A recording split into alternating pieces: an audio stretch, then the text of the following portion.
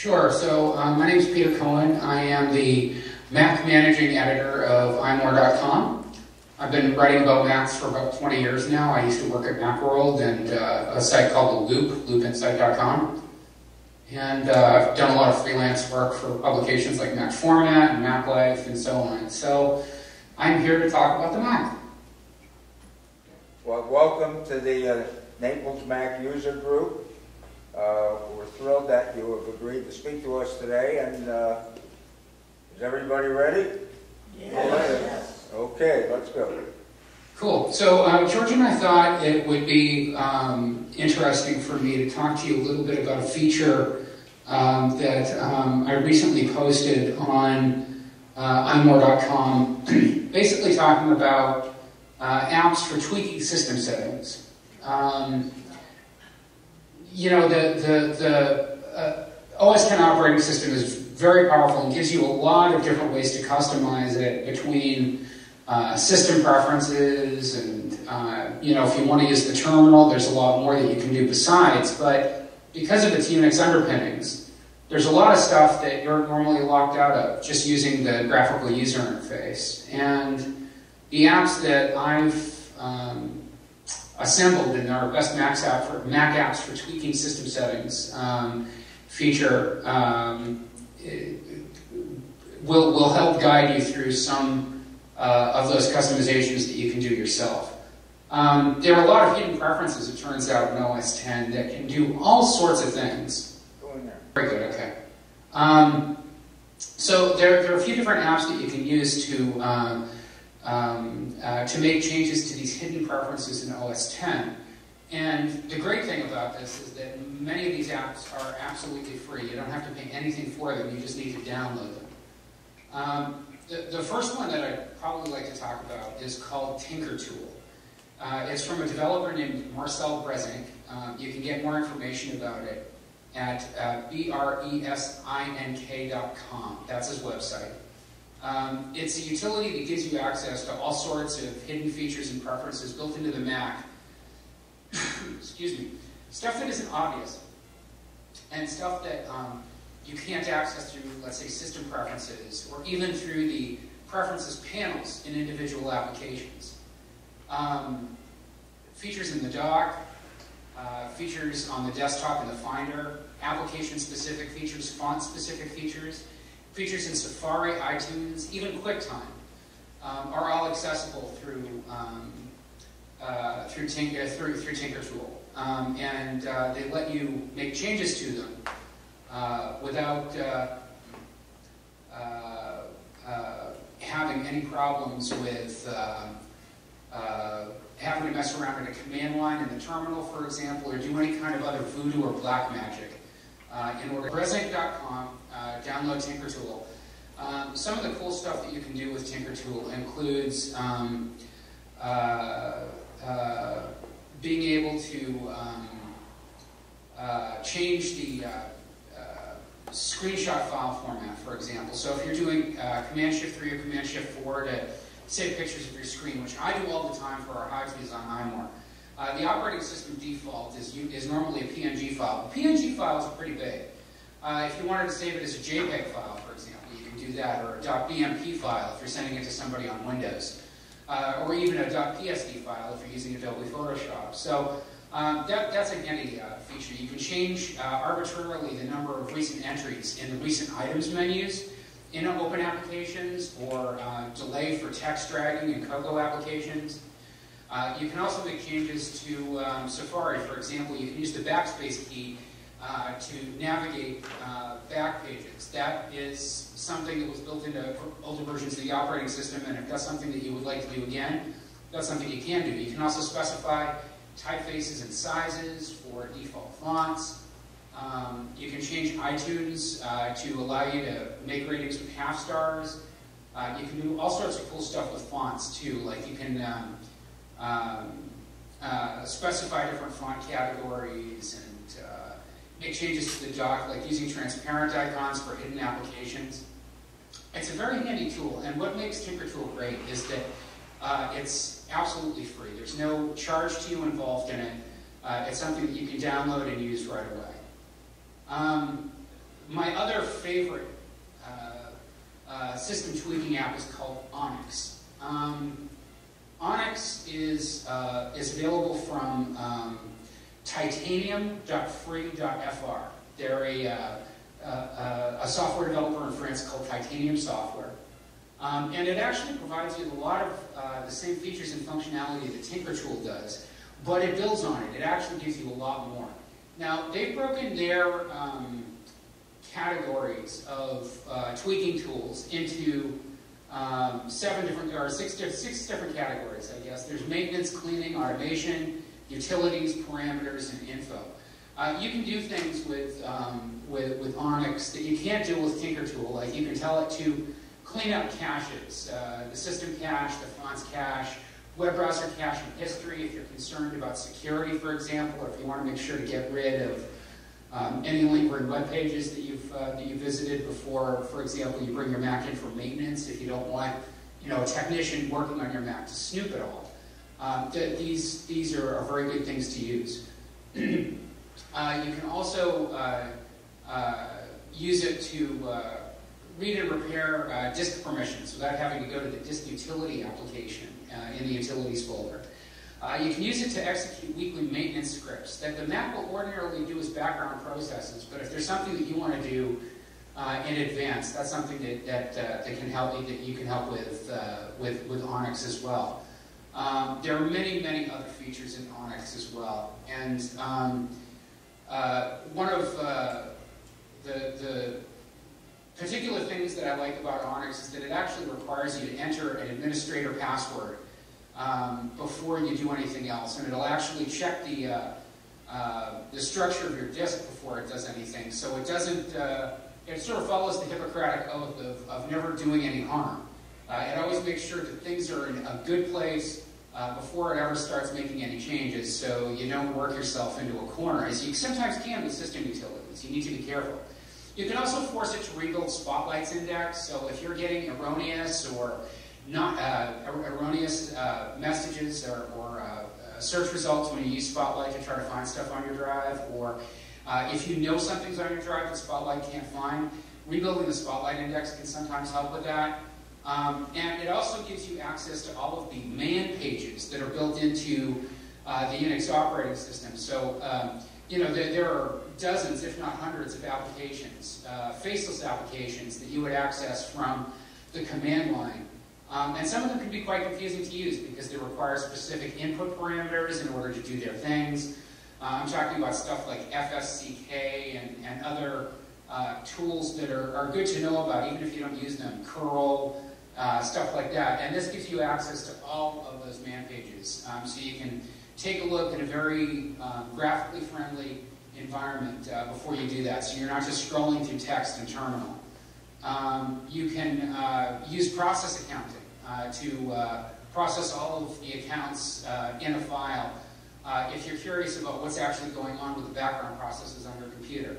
Some of this stuff is a lot of inside baseball. Most users don't need any access to this at all, but if you do, applications like TinkerTool and Onyx provide you with a very user-friendly way to do it that doesn't require a lot of terminal wizardry. And that's what I like about them. Instead of having to use different terminal-based tools, you can use this in the same way.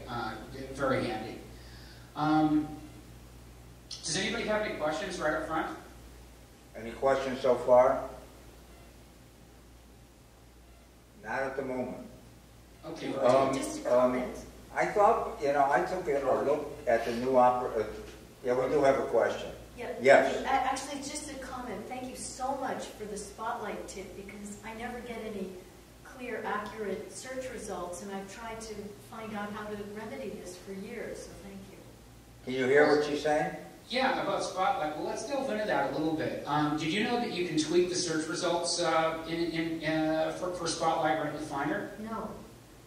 If you go to your System Preferences menu and click on the Spotlight button there, you can actually tweak search results for Spotlight. And one of the things that many people aren't aware of is that ordinarily, if you're using Yosemite anyway, version 10.10 of OS 10, Spotlight will make Spotlight suggestions, which are queries that go out to the web. Apple pushes queries both to its own servers and to Bing, which is Microsoft's search browser. If you're not comfortable with this, if you're not comfortable sharing information with Apple or with Bing, or with Microsoft for that matter, you can actually turn that feature off. You can turn off Spotlight suggestions in search results. You uncheck the checkbox next to Spotlight suggestions. And you also uncheck the selection next to Bing web searchers. That will prevent that information from being passed along to Apple servers and to Microsoft servers, respectively. So this is a good tip if you're very concerned about your data security. Now, I want to advise you. Apple makes it very clear that that Bing only passes along search results. It doesn't maintain any information about you, about your user account or who you are, or any information that would be used to trace the search result back to you. But still, some people prefer to take the route of discretion here, and would prefer not to have Spotlight acting on their behalf as a search engine for the internet. So that's one way that you can use Spotlight to, or you can tweak Spotlight to improve security. Another thing that you can do is click on the Privacy tab in the Spotlight system preference. And you can actually specify particular folders that you want to exclude from Spotlight results. So let's say, for example, you've got a folder that contains very sensitive financial information, or a manuscript that you're working on that is top secret, that you don't want anybody to read. You can actually go into the Privacy tab in the Spotlight system preference, click on the plus button, and then specify the folder or volume that you don't want Spotlight to index. All you do is you tell it which folder or volume on your hard drive, or whatever connected hard drive you're talking about, you don't want Spotlight to index, and Spotlight will ignore that completely. So that's a good way to keep Spotlight's nose out of your business if you don't want it everywhere.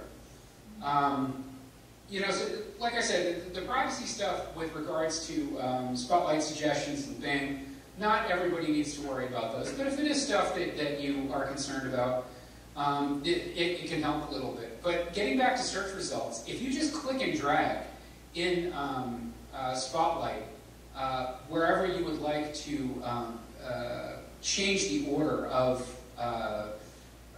results, you can specify some results ahead of others. So for example, if you use Spotlight exclusively or mainly to find content in documents that you've got stored on your hard drive, like I want to find all the references I made to El Capitan in documents that are written, OS 10, the upcoming OS 10 operating system update that's coming this fall. I can specify documents as a higher search results than, say, applications. So Spotlight will instead prioritize that. Maybe I want to look up dictionary definitions. So if I look up the word El Capitan, that's something that I can use, again, rank definition higher than where it is. It's normally, I think, in the 5th position by default, but you can change that. So you can use just the Spotlight Finder preferences to tweak Spotlight search results and to customize according to your needs. And bear with me here for just a moment. If I remember correctly, you can also rebuild your Spotlight index on the fly without having to use any of these tweaking applications. So if you're really uncomfortable downloading a third-party application from a website that you've never visited before, I understand. And unfortunately, because of the way that these applications work, none of them are going to be things that you're going to find in the Mac App Store because they make changes to the operating system in ways that Apple doesn't like. Apple requires that apps are sandboxed, prevented from making essential changes to the operating system. So you will need to go to these different websites and download the stuff. Anyway, if you go to your terminal application, the utilities folder, and you type in sudo, that's S-U-D-O, space mdutil, M-D-U-T-I-L, space minus sign, capital E, space, and then slash. It will encourage you to enter your system password, your administrator password, and then it will re-index your Spotlight. Now that will take some time, it'll run up the fans on your Mac, but if Spotlight is just giving you total garbage, that's one way that you can force a rebuild for Spotlight without having to rely on these third-party utilities that I'm talking about. Having said that, I've used all of these utilities, I can vouch for them, and they're developers, they're very good.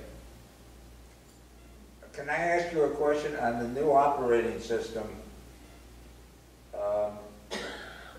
Is disk utility repair permissions going away? You know, I haven't had that much of an opportunity to delve into disk utility on LCAP, but I don't recall seeing any major changes in that respect. What I do know is that El Capitan is changing the way that we work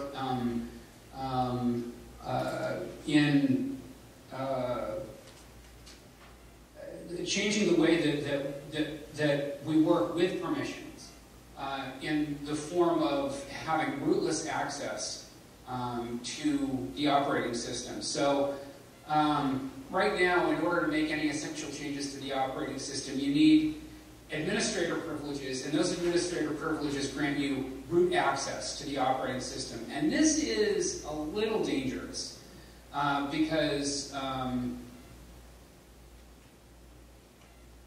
well, the root is, I guess you could say, it's sort of the Maginot line. It's the last line of defense between malware and other malicious software like Trojan horses and so on, and the operating system.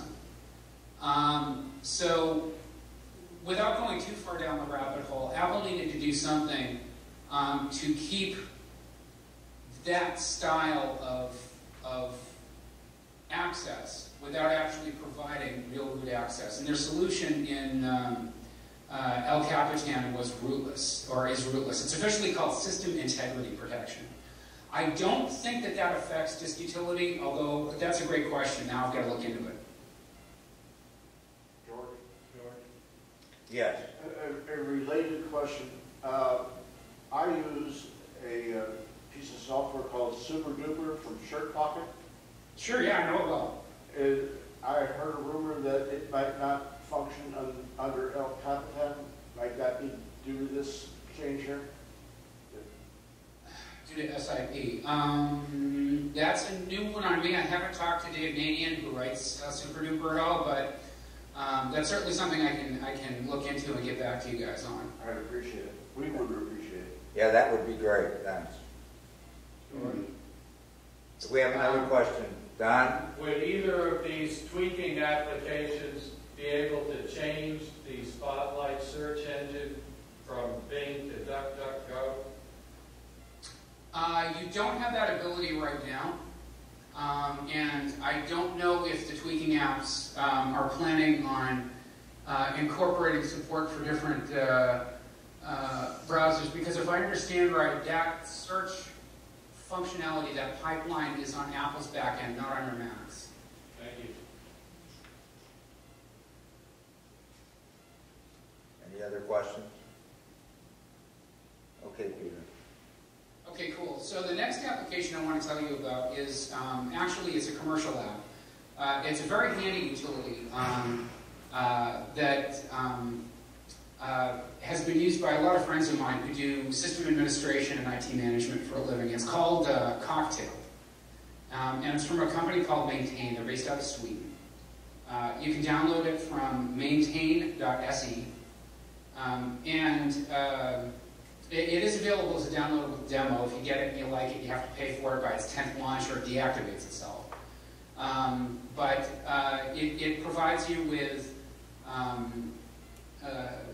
very user-friendly access to various aspects of your user interface. You can quickly show your, for example, one of the things that really bugged me, I think, starting with Lion, was that Apple started hiding the user library. They did this because a lot of users never need access to their user library, but you know, if you've ever had to delete a plist or preferences list file because an application stopped working, or if you've ever needed to look in the application support folder for ancillary files that might need to be replaced in apps that need to be updated. Having access to the user library can be handy. This enables you to show the user library with a single check. It enables you to take a look at what's going on your network as well, so you can figure out what applications are chattering with services remotely. You can do all sorts of stuff with your disks in your system and so on. Cocktail costs $19. There are multi-packs available for family and businesses as well. So if you want to get a family license, or if you're running IT in a business and you need system-wide support for it, they're happy to sell it to you. It's a nice app.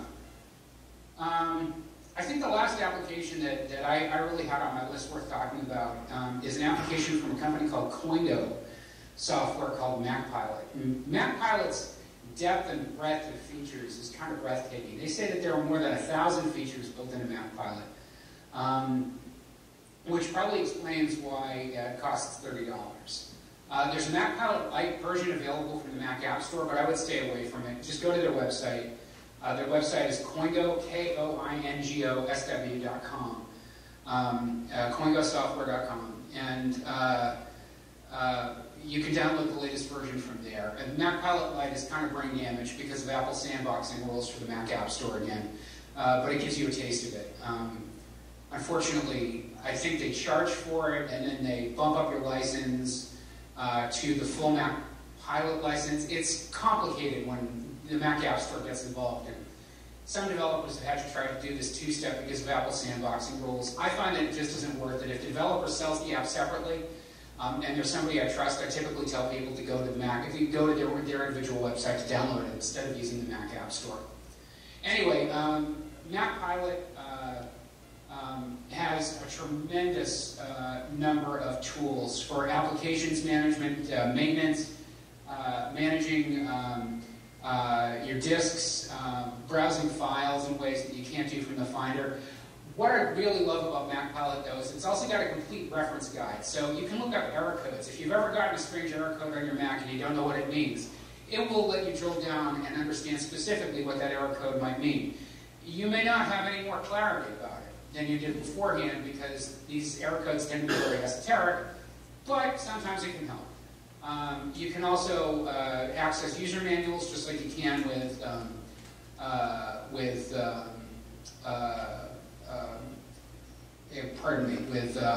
Onyx. The man pages that are built into OS X, and you can also look up quick references of fonts, key combinations. Saves you from having to look all over system preferences and keyboards and so on, or pull up key mapping software to try to figure out, how to get the Apple symbol on your keyboard to appear, for example. Handy tools. So MacPilot, you can download a demo from Coingo Software, and that's another good option for you. That, in short, is my quick list of tweaking apps for the Mac. Anybody have any questions about any of these that I've talked about so far? Yes. What does sandboxing mean? Oh, sandboxing is a technique that Apple now requires applications sold from the Mac App Store to do. What sandboxing does is it's kind of a descriptive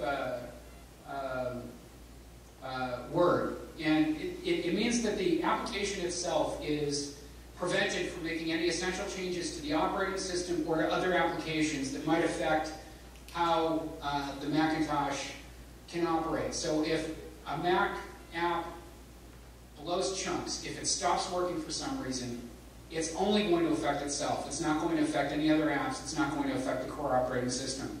When we start talking about system tweaking apps, they essentially go around this capability. So that's why you can't download them from the Mac App Store. That is, for example, in the case of SuperDuper, why SuperDuper, you have to download from SharePocket's website as opposed to being able to get it through the Mac App Store. Many legitimate Mac app developers have found Apple's sandboxing system requirements to be too restrictive based on what they need, and have elected as a result to only sell their software through their own websites or through other services that don't impose any sort of sandboxing restrictions. So it protects your system and your other applications. That's correct. Yeah, anything passing that barrier. Under ordinary circumstances, this is exactly what you want your applications to do. You don't want them interfering with other apps or with the essential operation of the operating system. And for many applications, like word processing software, or video games, or even many utilities, there's no need for sandboxing to ever happen. But when you start talking about tweaking apps, for example, or when you start talking about backup software apps that may need to make essential changes to flags in the operating system, or disk utility software that can help you recover from a crash, these apps unfortunately can't work sandbox, so they're not available to the Mac App Store. Is there a in fine print somewhere that Apple is not responsible if you have a problem with something that's caused by one of these third-party apps that's not in the App Store? No, I think Apple's attitude is they'll include whatever isn't sandboxed in the Mac App Store as long as it works the way that it's supposed to, but other than that, you're on your own. And they've said from the start, ever since the Mac App Store appeared toward the end of Snow Leopard's run, when System 10.6.8 was released, that the Mac App Store was not going to be an exclusive or the exclusive way to download apps for your Mac. The Mac users were still free to go and download applications. And in fairness, Gatekeeper, the built-in security software that's in OS X, does a very good job by default of keeping you from running software that you shouldn't on your Mac, because ordinarily your Mac will restrict your ability to run applications to only those apps that you download either from the Mac App Store or they come from developers who have signed a developer certificate with Apple that Apple can verify. So if you've ever downloaded an app for your Mac and you've opened it and it says, are you sure you want to open this application? That's because Gatekeeper, built into OS X, part of the security feature in OS X, the security preference, is doing its job. And if you've ever run into a situation where it says, I can't open this because it doesn't come from a signed developer, that's exactly what I'm talking about. It's saying, I don't know who made this, so this isn't something I feel comfortable running. Now, you can override that if you want to, but Apple doesn't recommend it. Apple gives you the ability to do it, but they don't recommend it. George? Yes. Peter, I'd be interested in hearing your comment on the recent Wall Street Journal letter or article about getting rid of the Mac and the follow-up hubbub that it caused. Oh, thank you so much for asking. Christopher Mims wrote that, didn't he?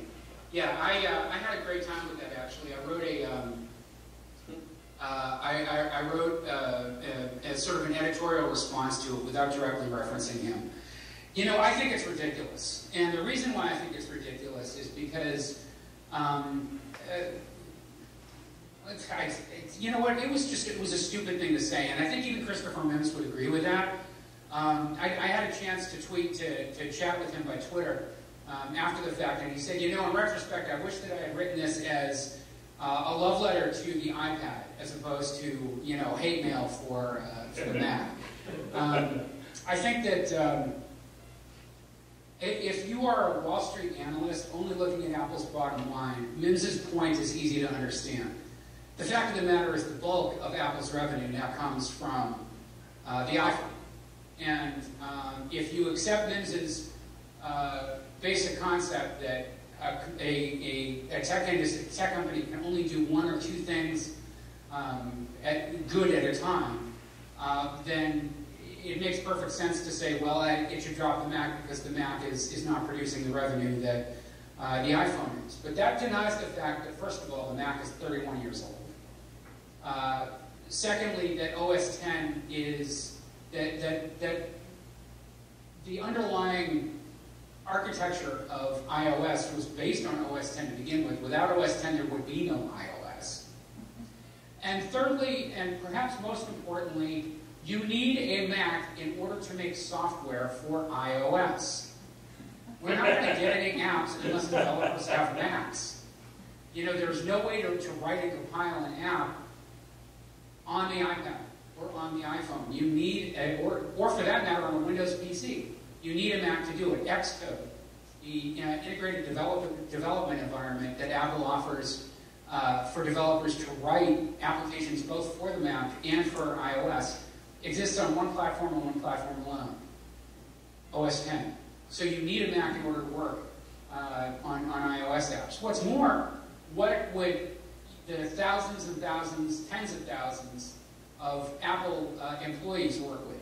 PCs? I don't think so. I don't think so. You know. Plus, all those people in Starbucks with their Macs, you know? What, are they going to switch over to PCs tomorrow? No, it's just a dumb thing to say. The bottom line is, though, you know, Apple has gone in the space of less than a decade from a one-trick pony to arguably a three-trick pony, you know, between the iPhone, the iPad, and the Mac.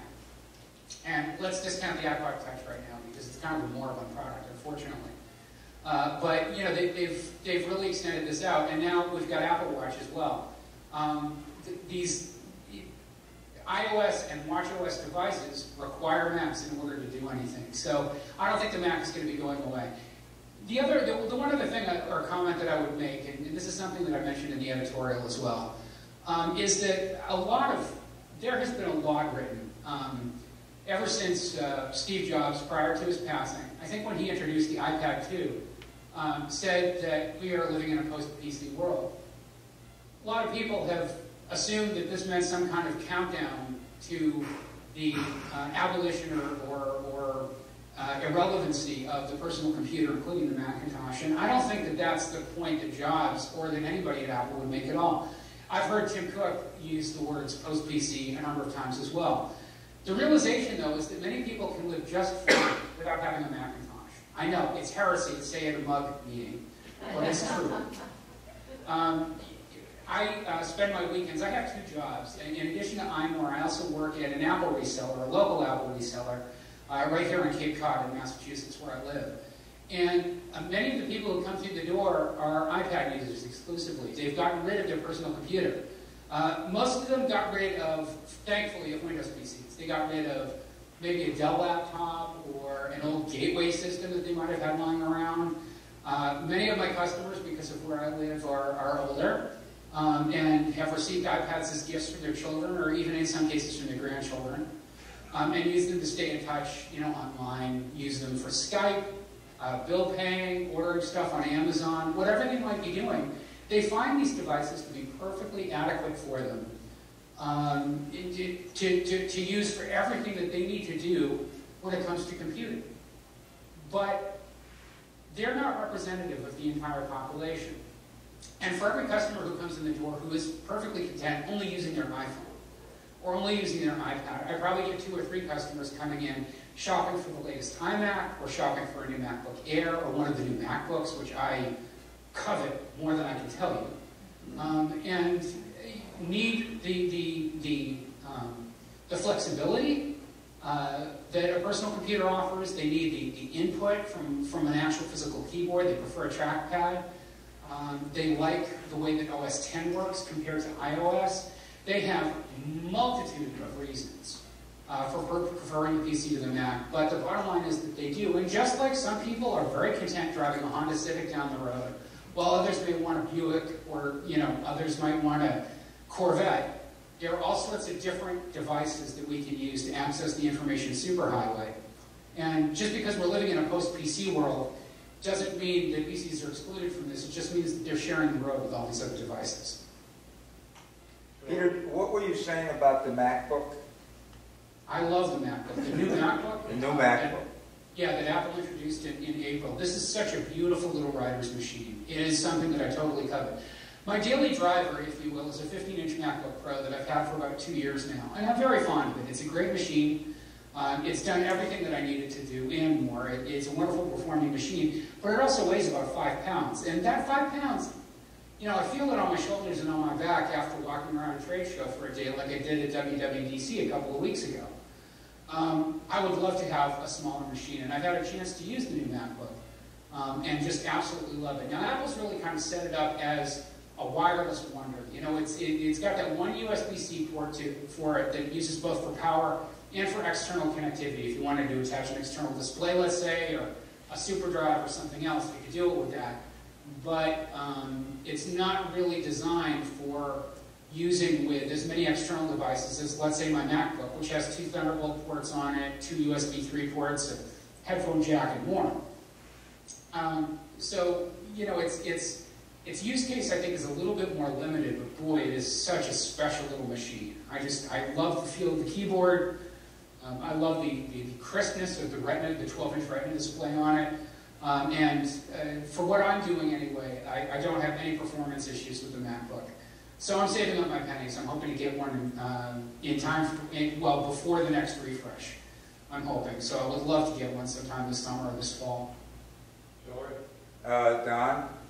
Yeah, talk about super duper. Next time you talk to Dave, will you ask him why he needs access to my address book? I clicked no, and now I'm not able to send an error report. Not that I've had any, but I'm not able to send an error if I had something, you know, some reason to send him the log. I can't do that because I clicked no. Why does he need access to my address book?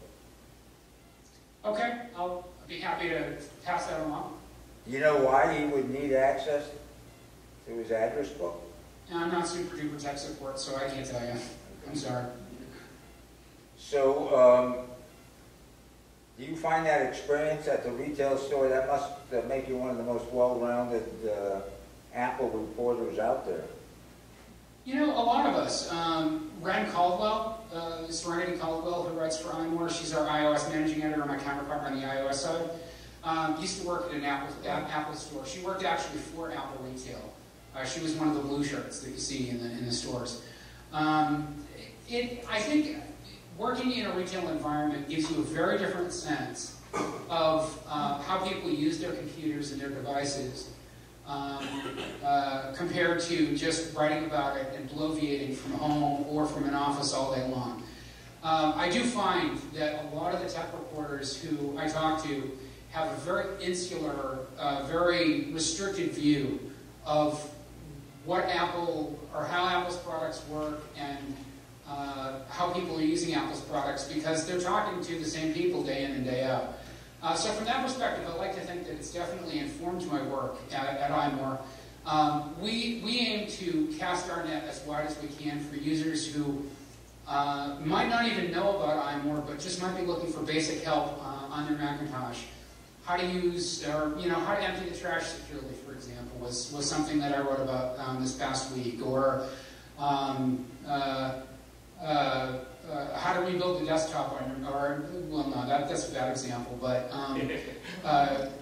these sort of simple, straightforward bits of information for the lay user, as opposed to the expert, I think, are very, very useful. So yeah, that's our stock and trade at iMore, and to that end, I've found working in the retail store has been a terrific experience. What's more, the people that I work with are a really great bunch of folks. I work at a store right here in my hometown. I live in Mashpee, Mass, which is between Falmouth and Hyannis. And the people that I work with, we have our regulars, our regular customers who come in for trading or to buy new stuff for their Macs that we see every day. And the guy who owns the business is very interested in expanding our assistance for other businesses. So there's a lot of B2B that goes on there. We specialize in working with small businesses, retailers, and others who may want to integrate Macs into their business workflows. So from that perspective, yeah, I think it's been terrific education, and I love doing it. The only downside is it doesn't leave me a lot of free time on the weekends to visit with my wife and kids, but I think they probably like getting away from me a little bit too. George? Yes, Marilyn. What do you know about updates on the iMac when and what would be the new features?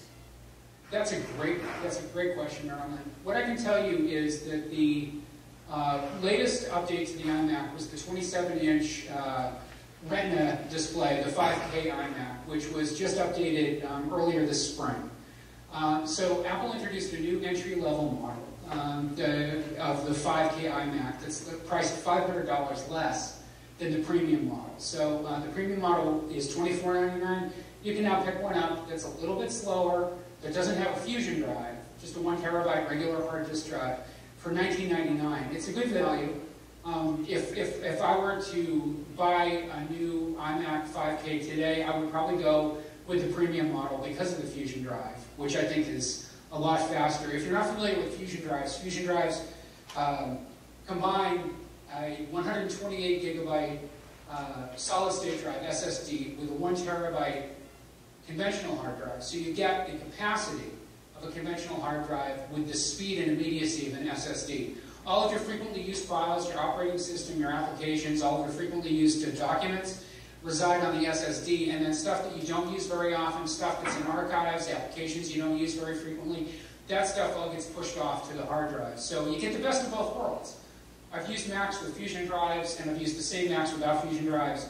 There's a world of difference. So that right there will push me towards the faster iMac 5K.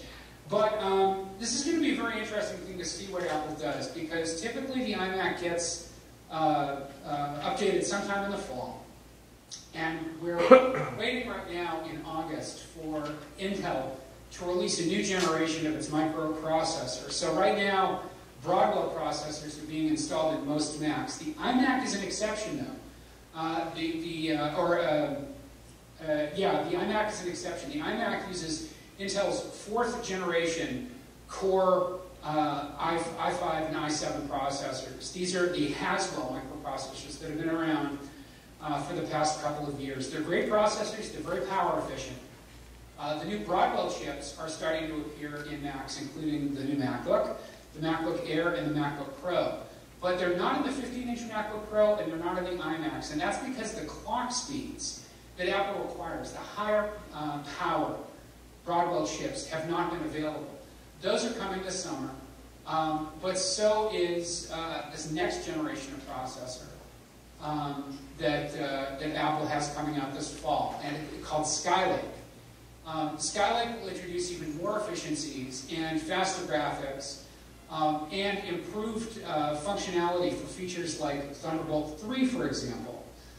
So you'll get even more bandwidth from Thunderbolt devices. So I'm wondering right now whether or not the new iMac is going to have the Skylake processor or the Broadwell processor.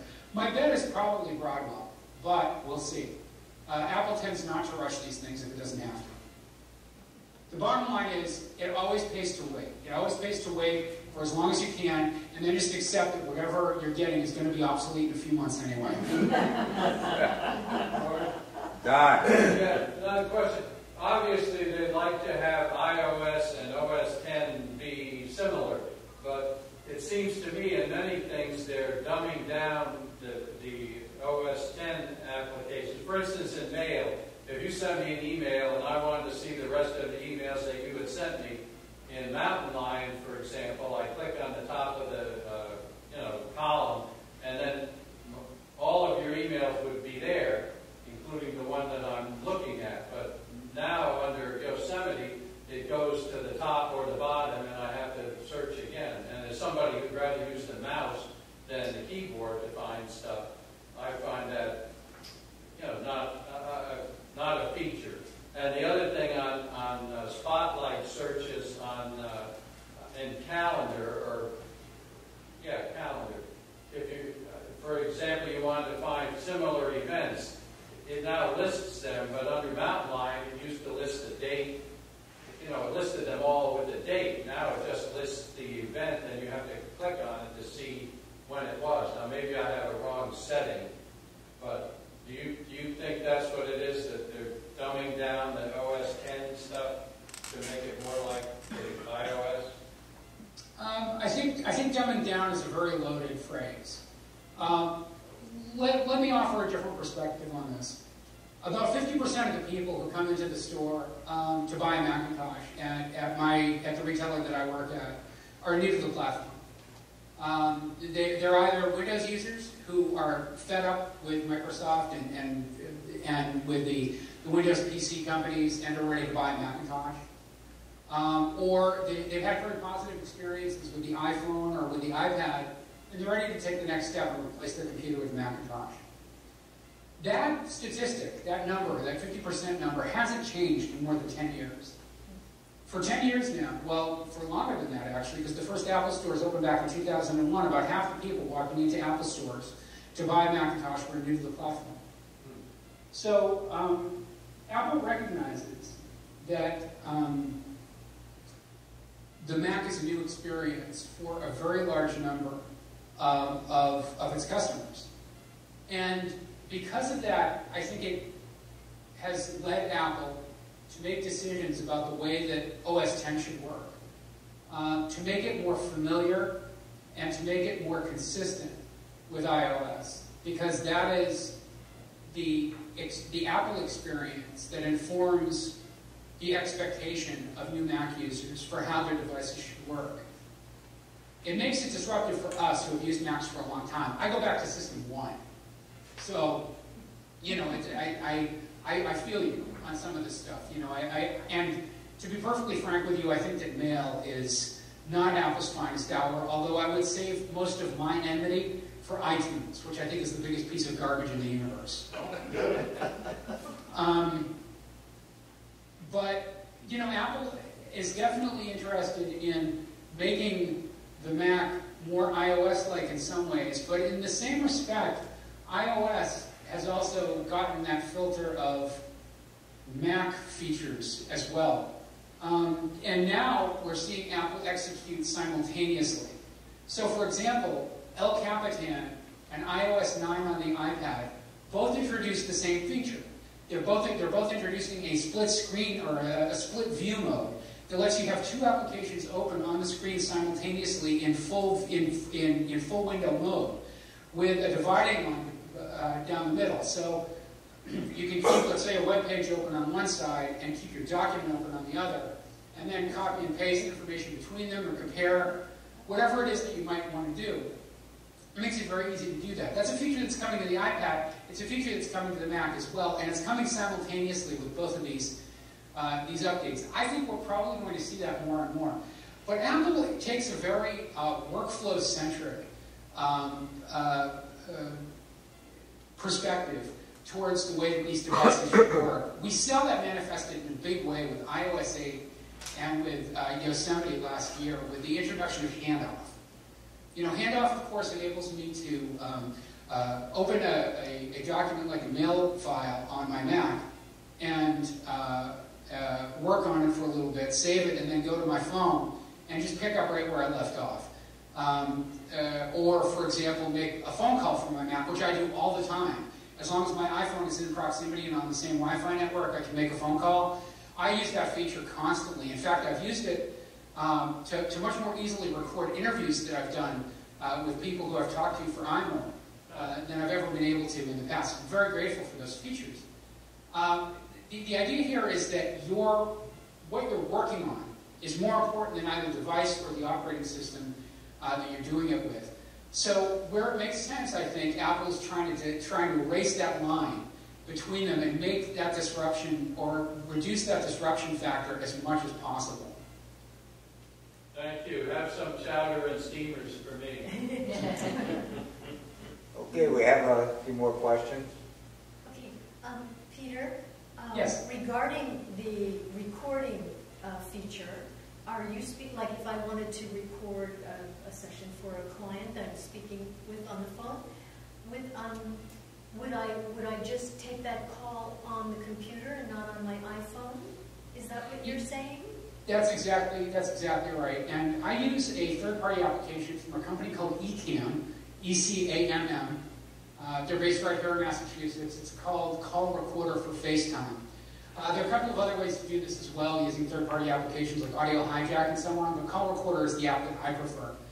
And Call Recorder for FaceTime will, because when you make a phone call or take a phone call on your Macintosh, FaceTime is the application that you do it through. What it does is it records the audio stream from FaceTime. So as a good practice, and it's a legal practice, it's a good idea to let your interview subject or whomever you're speaking with know that you are recording them, or ask them if they want to be recorded. But assuming that they say, okay, call recorder can do its thing, it can do it automatically, and then it saves the file as an audio file that you can go back, play back at your leisure, edit, do whatever you want with. It is a very, very handy feature that I've used a number of times for interviews, which saves me from having to use a third-party app on my phone, or do dictation, sort of noisily typing away while somebody's answering my questions. That always leads to sort of awkward pauses and losses of trains of thought, so it just makes it much easier for me. Yes, and then is the editing relatively easy too? Is it pretty straightforward? Absolutely. FaceTime, or call recorder for FaceTime is very easy to use. It's basically it's funny, I once heard somebody in a computer science course, a professor in a computer science course I took way back in the day, say, the best user interface is just a big button, red button that says do it. And that's pretty much call recorder. It's just a big red button. You click on it and it records. That's all you have to do. Okay. And editing is simple too. Well, you don't really edit in call recorder. Call recorder is the recording app itself, but you can edit in QuickTime Player, which is built into the operating system, or you can use a third-party application.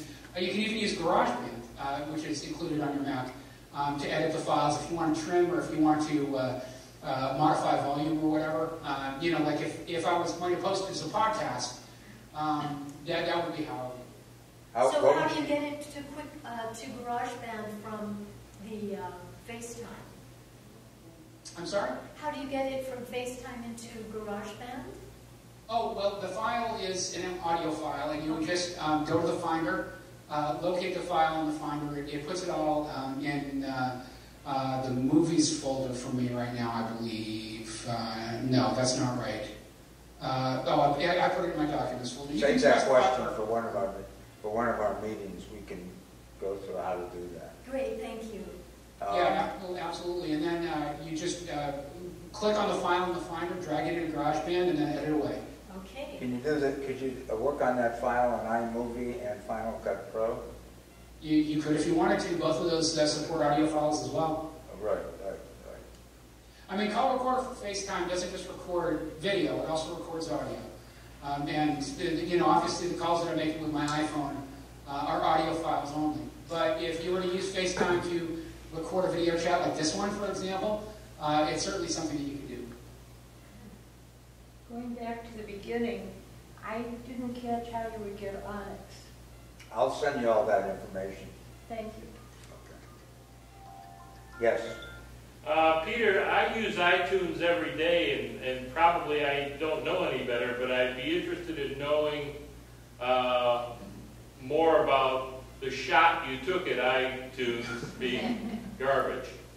iTunes needs an error. Needs. Well, hey, it couldn't wait. Yeah. iTunes has been around for a long time. iTunes has been around for longer than OS X has. And it does a lot, and I think it does too much. I would like to see Apple take the same approach to iTunes that it's taken with its media apps on the iPhone. I would like to see iTunes no longer act as this conduit for all of the apps that you download from the App Store and your music and your videos and everything else. I would like to see it cleaned up and streamlined a great deal. I would like to see a separate music app. I'd like to see a separate video app. And I'd like to see a separate apps app, if that's something that you even need. And maybe even break out the syncing tools that iTunes incorporates for syncing your iOS devices when they actually get tethered. I think that this ends up creating a lot of frustration and a lot of confusion for users. And also, I don't think that the stability is there. I've had problems with my iTunes library getting corrupted. It takes a long time for it to open, and admittedly, I'm an edge case user. I've got more than 24,000 audio files in my music collection because I'm kind of a music hoarder, I admit it. But I think that Apple would do a good service to streamline iTunes in a way to make it more easy to use and more simplified for its users. It's too encumbered. It's too colossal and monolithic, and it just seems very un-Apple-like to me. Marilyn? So now we're on that subject. I have a question about iTunes Match. I was just helping... Are you okay with these additional questions? Oh, of course, yeah, I'm happy to answer questions. Thank you. I was helping someone with iTunes Match the other day, and he had a lot of iTunes songs on his iPad, and he had some on his iMac, or his MacBook, I guess. And we bought iTunes Match, and they looked through all his songs, 300 and some songs, and it's just taking forever for them to go to iTunes Match and come back listed as on the cloud. Because basically he was trying to get a lot of them off of his iPad and into the cloud. Is there anything that he can do to accelerate this process?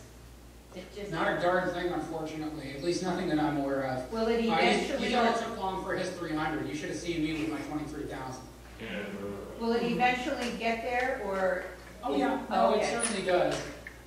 You can stop and restart the process anytime you want. It should pick up where it left off. But it does take a while, especially initially. Now, iTunes Match obviously will only copy the stuff that it doesn't already have in iTunes. So, for example, if he's got Frank Sinatra's Greatest Hits, and that's an album that's available for download from the iTunes store, iTunes Match will not upload his particular copy of Frank Sinatra's Greatest Hits. It'll just upload a placeholder and say, okay, well, he owns this, so he can download this again if he needs it. So the only the only files that should actually get uploaded to the cloud are things that are unique to him. Now, if he's ripped stuff from unusual sources, like if he's copied from reel-to-reel tapes or ripped audio files from old LPs, iTunes doesn't have the intelligence to know that that's the same thing as something it might have in its library. It's going to recognize that as a unique music waveform, and it's going to upload that stuff. But any of the stuff that's commercially available through iTunes should be duplicated without having to make them upload, which should reduce the amount of time that he's spending. Yeah, basically, everything he has on his iPad, he bought from iTunes. But then that's great. That means that it's not going to take up much space in the cloud at all. He wants to get rid of them permanently on his iPad and keep them in the cloud. So that should happen automatically, right? iTunes doesn't automatically delete your local files, but if he deletes them from the iPad, what's going to happen after iTunes is synced is that he's going to see a little cloud icon next right. to it. Now, if he selects them again and says delete this, it'll ask him, do you want me to delete this from the cloud? And if he says yes, then it's gone permanently.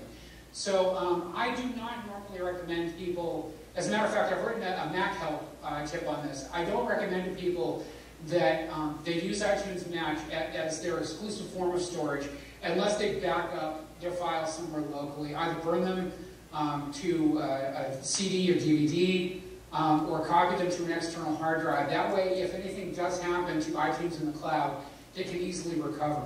And I say this in the spirit of do as I say, not as I do, because I deleted about 10,000 files from iTunes Match last year, and it took me probably about 3 months to rebuild. Okay, back here. Peter, you attended WWDC. Are you going to sign up for Apple Music? Yes, I am, and I'm going to get the family sharing plan so my wife and kids can listen to Apple Music as well. I don't currently subscribe to any music services, although I do have, a free Spotify membership, and I play with Pandora and stuff like that. And we use one of the employees' Spotify accounts quite extensively at the store that I work at as well.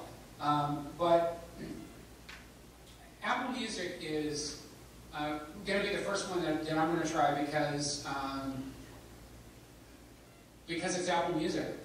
Because they're offering a 90-day free trial, so I don't have to get any skin in the game before I try it, because they're curating the music lists. And I did have a chance to try Beats Music at one point. I was very impressed with the curated lists that they come out with. iTunes Radio has never really worked that great for me because it derives what songs you should be listening to algorithmically. It knows that I want to listen to Loggins and Messina, so it's going to pull up a whole bunch of 70s soft rock that it thinks might be related to that, right? So I'll be listening to Dan Fogelberg next, or whatever, when all I really wanted to listen to was Loggins and Messina. They're retaining that best practice of beats music, which is to make humans responsible for curating these lists. And I think that you get an emotional connection to that kind of music in a way that humans can do uniquely, that machines just aren't well suited for at this point. So that's one feature that I'm really looking forward to. The other thing is just having access to the wealth of content that you can get through iTunes. Now, obviously, there's not going to be a one-on-one relationship. You're not going to be able to listen to everything that's in iTunes, the iTunes store on iTunes Music on day one. But I have a feeling over time that there's going to be a lot there. So I'm really looking forward to it. And I think that they're giving people a very fair shake with the family sharing plan as well, which I really appreciate. Because, you know, as a father, and as a husband and father of 3 children, I'm always looking for ways to save money. I have a question on the match. Well, it pertains to match, but it's the sharing for watching on Apple TV. Sure. Producing something. And I tried the first time, and of course my answer was it was too lengthy and it was too long of a program to go into the theater. Now, I watch a lot of things on Apple TV. I thought I would go back to my iMovies and take some shorter projects and try sharing those in. Now, it seems to be involved in the process, but it never completes, and it shows the iCloud, but it never goes into the theater when I open it up on my Apple TV. I'm not sure why that is exactly. It's in iMovie or it's in home video, but it will not, even the smaller, shorter ones, say 15 minutes. Okay, I'm not exactly sure why that might be. That sounds like a bandwidth issue or something. I'm not exactly sure. I mean, iMovie is, or iMovie, the theater, the iMovie feature of, iMovie theater feature of the Apple TV is partly dependent on your iCloud account. So if your iCloud account is very limited, like if you've got a 5 gigabyte account, you might not be able to upload larger movies to it because they're going to take up too much space. Wouldn't you tell me that though? Shouldn't I be getting an answer back that there isn't that I need more iCloud space? Yeah, absolutely, for sure you should be. It'll tell you that you didn't have enough space. But yeah, I don't have an answer for you. I'm sorry as to why. Is it moving the stuff to iMovie Theater in iCloud that's the problem, or is it watching it on your Apple TV? It's what it shows it. It shows that it's sharing it to theater, and I've done it with one project. It's done it twice, and it shows up in my iMovie sharing. But when I go to open it up on theater, it isn't there. Interesting. And which Apple TV do you have? How old is it? My Mac. Your Apple TV. How old is it? Oh, it's probably 3 or 4 years. When they first came out, 3 or 4 years. Right. So the second generation Apple TV is a little bit different than the third generation Apple TV. I've personally had a lot of problems with my second generation Apple TV. You may want to try resetting the Apple TV, which you can do from the general menu. And see if that helps. Thank you. You're welcome. On iPages, I can no longer link text boxes so the text flows from one box to another. And I used to be able to do that on the previous iPages. Do you know if that's coming back? Pages on OS 10. Linking text boxes. I have exactly the same problem.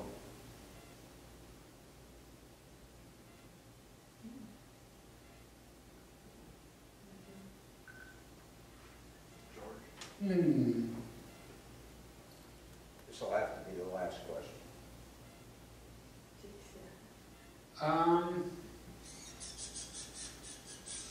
Bear with me here for a minute. I don't know right off the top of my head, and I remember that that feature disappeared. I gave up on using Pages a while ago, so I'll have to profess my own ignorance about using it. But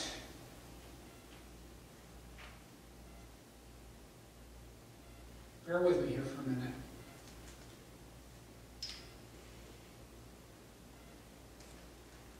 He's batting 100% right now. Or no, but 98. Ask him what he uses instead. Oh, you're not going to like the answer. It's amazing how you can hear everything. I use Microsoft Office. I use Word 2016, which, by the way, if you haven't tried, you can download for free from Microsoft's website. All you need to do is set up a Microsoft.com account. The preview is updated every 30 days or so. They're going to release it later this year. And I'm an Office 365 subscriber. I find it very handy because it gives me a very usable workflow, and quite frankly, I get a lot of Office documents from colleagues in the business, from assignments that I'm doing, and so on. Most of the work that I do for Onward gets done in text editors. Right now, I'm using a program called Typed from Real Mac Software, but what I do is I generate all of my content locally on my Mac, and then I upload it to a content management system that we use to publish that stuff out on onward.com.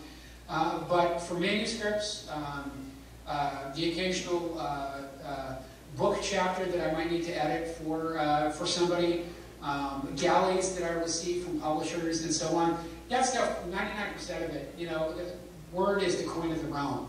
And it's just easier to work in Word. Resistance is futile, like the boards say. What about viruses then? No, not an issue. No. Not an issue. So I have a question. Okay, can you just get Speak it out up. real fast? Okay. Regarding publishing, can you just save your pages into a Word doc, or is working directly in Office way better? I find working in Office is better, and the reason why I say this is because Office and Word don't have the exact same formatting techniques. They don't use the same embedded code. Generally, it's easier to stay in the application that the document is created in rather than translate it back and forth to avoid problems. It doesn't happen all the time, but I've just had enough problems trying to work with a Word document in Pages. And also, quite frankly, I've been using Microsoft Office, for 20 years. So I'm more accustomed to the workflow than I am in Pages. So when it comes to annotations, when it comes to formulas, when it comes to a whole host of other things, my muscle memory, if you will, is just more attuned to Word than it is to Pages. Having said that, I think Pages is a fantastic app. I know that Apple took a step back with Pages when it introduced the new Pages a couple of years ago, and they had to do that because the old code base for Pages actually extends back to the next step dates, before OS X was even a thing. They needed to unify the code base to be able to make Pages documents on the Mac work interoperably and seamlessly through iCloud with Pages documents and Keynote and Numbers documents on iOS. So that was a necessary change. It created a lot of disruption. Apple, unfortunately, sometimes takes the perspective that a little bit of discomfort is necessary for long-term gain. I don't have an answer for you yet on linking. I'm very sorry. But I'll see what I can find, and I'll get back to George on that. Okay. Peter, thank you very much.